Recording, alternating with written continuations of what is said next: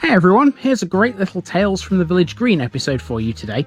A couple of weeks ago I visited one of the most amazing little buildings you could ever imagine. Located on the River Derwent at Howsham between York and Malton in North Yorkshire, there's an old watermill. Howsham Mill is a Grade 2 listed 18th century building and it was designed by the York architect John Carr. Constructed in a Gothic revival style, the mill served two purposes. It was both a working grist mill, which means it ground grain into flour, but it was also an eye-catcher or folly within the parkland of Howsham Hall. As a mill, it was powered by a breast-shot water wheel connected by a gear wheel to millstones.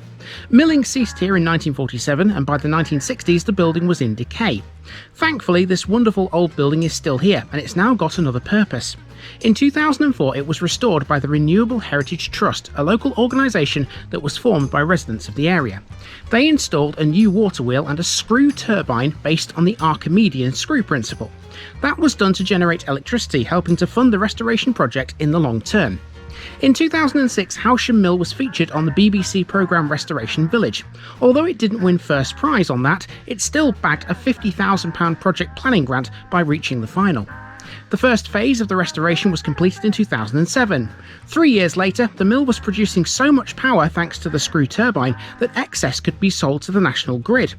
Restoration of the main part of the building was completed in 2013, and now it's an environmental study centre. Today, the mill has a second, larger screw commissioned in 2018 to provide additional hydroelectric generating capacity. In a way then, you can perhaps think of this as a mini power station and not just an old watermill. A technological marvel, it's free to visit, and it's one of Yorkshire's true hidden gems.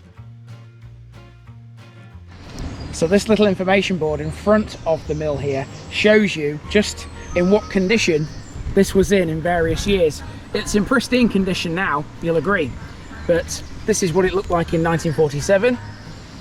In 1965, looks a bit run down there, doesn't it?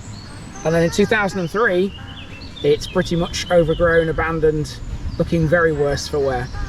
But fantastic work has gone on here to restore the mill and turn it into a power station.